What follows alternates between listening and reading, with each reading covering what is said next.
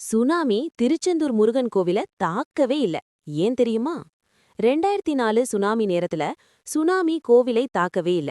சாதாரணமாக 2 கிலோமீட்டர் உள்வாங்கிய கடல் பின்னோக்கி சென்றது. ஏன் சுனாமி திருச்செந்தூர் முருகன் கோவிலை தாக்கவில்லை அப்படிங்கிறதுக்கு ஆன்மீகவாதிகள் 2 காரணங்களை சொல்றாங்க. உங்களுக்கு முருகனே பிடிக்கும் என்றால் நமது தெய்வீக தரிசனம் தமிழ் சேனலை சப்ஸ்கிரைப் பண்ணிட்டு ஒரு லைக் போடுங்க. வாங்க வீடியோக்குள்ள போலாம். முதல் காரணம், வருண பகவான் முருகனுக்கு நான் என்னோட எல்லைய தாண்டி உங்ககிட்ட வரமாட்டேன் அப்படின்னு சத்தியம் செஞ்சு கொடுத்தது ஒரு காரணம். இரண்டாவது காரணம், சூரபத்மனுக்கும் முருகப்பெருமானுக்கும் இடையே போர் நடந்துட்டு இருக்கு.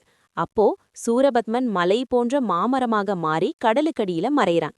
அப்போ முருகப்பெருமான் கடல் நீர் பயந்து பதுங்கி ஓடும்படியாக வடிவேலை எரிந்து மாமரமாக இருக்கும் சூரனை இரு கூடாக்கி சேவலாகவும் மயிலாகவும் மாற்றினார்.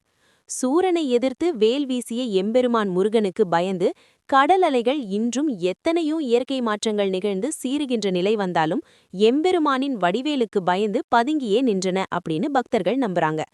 உங்களுக்கு முருகன் பிடிச்சிருந்தா தெய்வீக தரிசனம் தமிழ் சேனலுக்கு சப்ஸ்கிரைப் பண்ணுங்க. லைக் போட மறக்காதீங்க.